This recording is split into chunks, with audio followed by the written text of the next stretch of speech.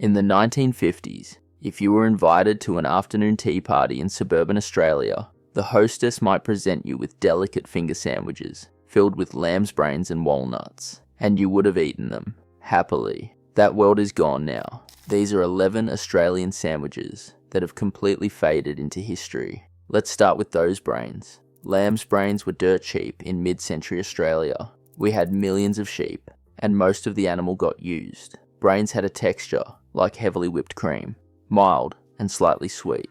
Housewives would poach them gently, peel off the membrane, then slice or mash them for sandwiches. One woman writing about 1950s Australia said her mother's party piece was brain and walnut sandwiches. Don't scoff or gag, she wrote. They were delicious. Crumbed and fried brains were common breakfast fare, often scrambled with eggs. Then came the mad cow disease scare in the 90s. Even though the sheep version was never proven to transmit to humans, the thought of eating brains suddenly became horrifying. Add in the discovery that brains contain about 1,000 times the recommended daily cholesterol intake, and this sandwich vanished almost overnight. Try serving brain sandwiches at your next barbecue and see how that goes. Speaking of things we used to happily put in our mouths, the tongue sandwich was once completely normal in Australia. Recipes for luncheon sandwiches in 1899 specifically listed sliced beef tongue alongside ham and chicken as standard fillings. The tongue was boiled for hours until tender, plunged into cold water, peeled while still hot, then pressed overnight in a mold with a brick on top to compress it. It was sliced thin and served cold on bread with mustard. Sandwich bars in the 1960s offered it without anyone batting an eye. Today, the mere thought of eating an actual tongue makes people recoil. It is still served in Jewish delis and Mexican taquerias, but as an Australian sandwich filling, it is completely extinct. Now here's one that sounds like poverty, but was actually just practical. The dripping sandwich. Before we had 17 varieties of spreadable butter in the fridge, Australian families kept a container of beef dripping from the Sunday roast. This was the rendered fat that dripped off the meat while cooking. When it cooled in the bowl, it separated into 2 layers, white fat on top, and at the bottom, a dark brown jelly made from the meat juices. That jelly was considered the prize. Kids would dig down to the bottom of the bowl to scrape it out. In Yorkshire, they called using mainly the jelly layer a mucky sandwich. Spread on bread with salt and pepper, it was filling, flavourful, and free. During wartime rationing and the Depression, dripping replaced butter entirely in many homes. Then the 1950s arrived, with studies linking animal fat to heart disease. By the 1970s, dripping sandwiches was seen as a heart attack waiting to happen. One generation's everyday lunch became the next generation's horrified disbelief. Now for something uniquely Australian. Ask someone in New South Wales what processed lunch meat is called, and they will say Devon. Ask someone in South Australia, and they will correct you firmly. It is Fritz. Head to Western Australia, and they will look at you blankly before saying polony. Queensland calls it luncheon. Tasmania calls it Belgium. Parts of Victoria call it Strasbourg or Struss. This is literally the same product with a different name in every single state. We federated in 1901 and still cannot agree on what to call pink mystery meat. The confusion goes back to World War I.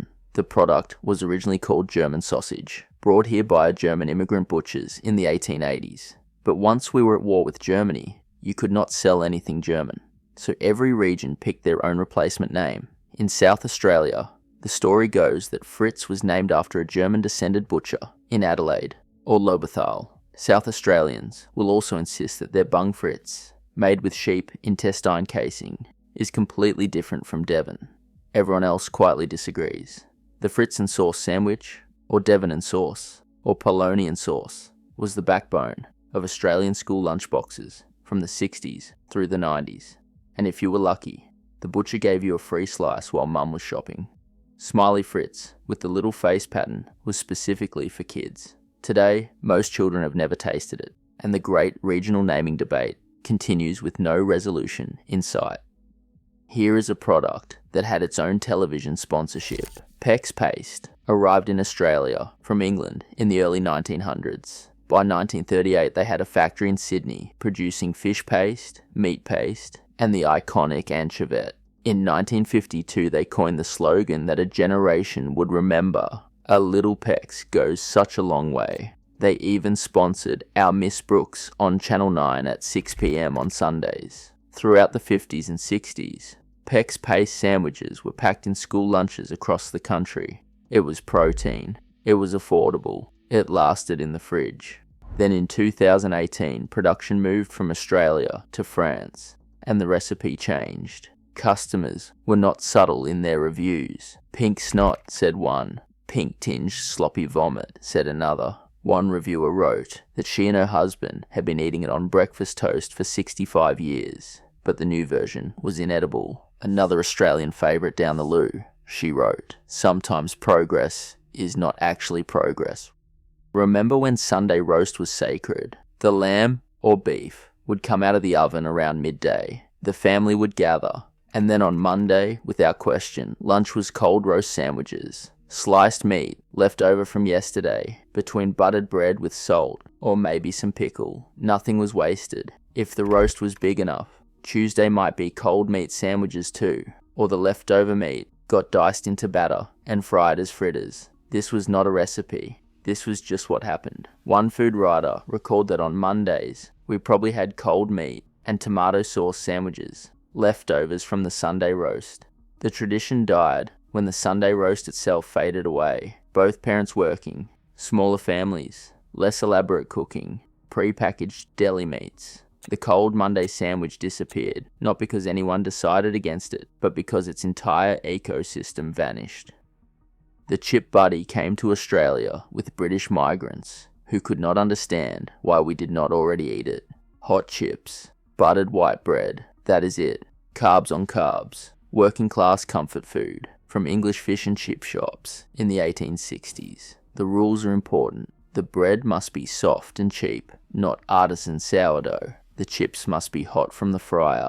The butter must be generous. Tomato sauce is essential. Some people fold the bread rather than making a proper sandwich, which causes arguments. In 2024, The Guardian reported that chip buddies had become popular in Australian cafés during the cost of living crisis. So perhaps this one is making a comeback. It is greasy, it is pure carbohydrates, it has zero nutritional value, and it is absolutely delicious. The spaghetti sandwich is exactly what it sounds like. Tinned spaghetti, heated up and poured onto toast, or sandwiched between two slices of bread. If you were feeling fancy, you would add a slice of cheese on top if you wanted to be really elaborate. Common comfort food for students and families throughout the 70s and the 80s. Quick, cheap, and surprisingly filling. Taste Atlas ranked it the third most disliked Australian food, which seems harsh for something that got many of us through university. Internationals find it baffling. We find that reaction surprising. It is still eaten, but now it often comes with a side of embarrassment that it never used to have. During the Depression, when meat was scarce and every penny counted, the banana and sugar sandwich became a genuine treat. Sliced banana on buttered bread with a sprinkle of white sugar. That was all it was. Bananas were cheap, they did not need refrigeration, and they required no cooking.